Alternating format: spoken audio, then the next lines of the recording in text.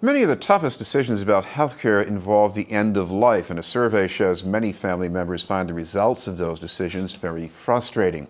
One response is to narrow the communication gap between family members and caregivers. That's the purpose of the Massachusetts Coalition for Serious Illness Care. We'd like to welcome a founding member of the coalition, also a Pulitzer Prize-winning columnist for the Boston Globe, Ellen Goodman. Thank you very much for being with us, Ellen. Thank you.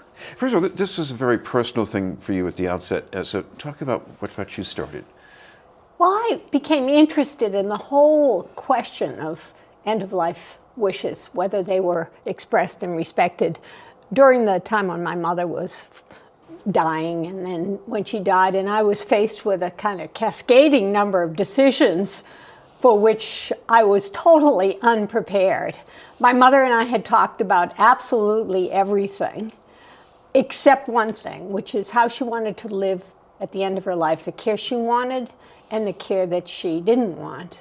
And so I had to make these decisions without quite hearing her voice in my ear, and I always wished that I had had a much more direct conversation with her. And that's what we're encouraging, particularly in Massachusetts now, as part of a big coalition of people who are trying to make Massachusetts the first state in the country where everyone has an advance directive, where everybody's wishes are both expressed and respected. And of course, right now this is the 10th year that this has been sort of a national kind of day set aside. That's right, the National Healthcare Decision Day. This is our 10th year. In Massachusetts, we've turned it into a month to give people a little bit more time, because it's one of those things that everybody says, I know I should be doing this, but I haven't done it. So we're giving you a month, and we're giving you lots of tools and encouragement to really talk through who do you want to make decisions for you if you can't make them for yourself. And what matters to you at the end of life? We're not talking about a gazillion medical decisions per se. We're talking about values, what matters to you, where you want to be, how you want to spend your last time. Well, what you're doing at the coalition and with your conversation project is you're raising these questions. What kind of answers do you usually get when you ask people about their values for the end of life? Well, for one thing, we get an incredible number of stories. I mean, as a journalist, or recovering journalist, I tell people what I'm doing now, and there's kind of like half a beat, and out comes a story, because everyone has a story about someone in their family or someone in their circle of loved ones who had either a good death or a hard death. And they will tell you those stories. And those really have led a lot of us to realize that we have to talk with the people we love at the kitchen table, and then often with our healthcare providers, about what we want. How do we want to be at home? Do we want to be in an institution? Do we want everything possible done? Or will there come a time when we want comfort care? All of these decisions, which are only partially medical, but a lot of them have to do with what matters to us, not what's the matter with us. And that's really what we're encouraging people to talk to their loved ones about. This is Being in the News, and we're talking with Ellen Goodman from the Mass Coalition for Serious Illness Care. Talk about how important it is to include this other person in your life in the conversation, because a lot of times people who love them and care for them, they make these decisions that are conceivably in their best interest, but the other party, it's almost like they feel like it's being done to them. Well, very often people who are left to make decisions for the people they love without knowing what that person really wants are bewildered and blindsided. And after a death, they can feel depressed, they can feel guilty, they can feel uncertain about whether they've done the right thing. Families can have great dissension where one kid says, no, Dad would want this, and another one says, no, Dad would want this, and nobody actually asked Dad, or Dad didn't actually talk to them.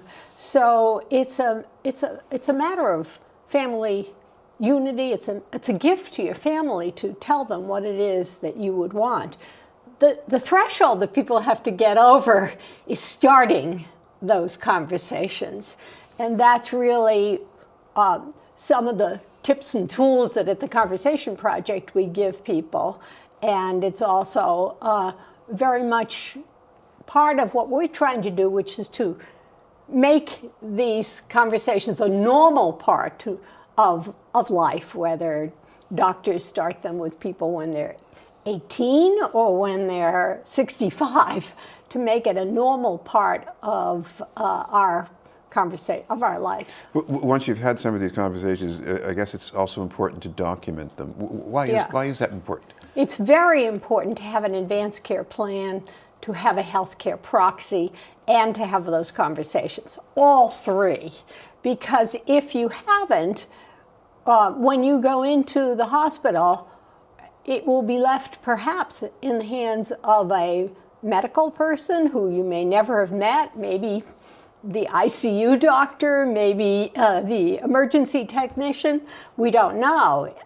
Even if you are the parent of a child who's 18 or over, you may not be able to speak for that child, because anybody who's an adult has to have their own, has to have chosen the person that would be there, what we call the healthcare proxy or medical decision maker. So it's really critical for you to have put down and talked about what will matter to you. Well, in addition to having these conversations in the family, you also have a conversation project that sort of widens the conversation. Explain how this works. Well, the Conversation Project is a public engagement campaign to have everybody's wishes expressed and respected. We have a lot of tools. We have a conversation starter kit, which is our general one. We have, which really helps you get over the threshold and talk. We have a kit to talk to your doctor in case he or she doesn't start talking to you. We have a kit for families who have Alzheimer's and other dementias.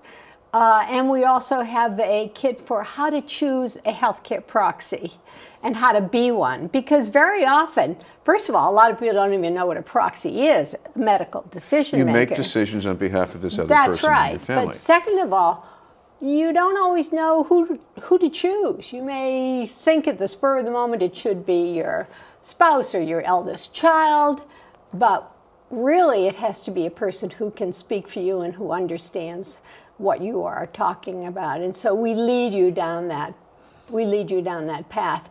And the Massachusetts Coalition is also engaging all the healthcare professionals to have these conversations as well. We should mention if people want to find more about the Conversation Project or the Coalition, you have a place they can look that up? Yeah, we have both of them. Massachusetts Coalition for Serious Illness has a website, and our website is theconversationproject.org. Thank you very much for being with us. Thank you. Ellen Goodman.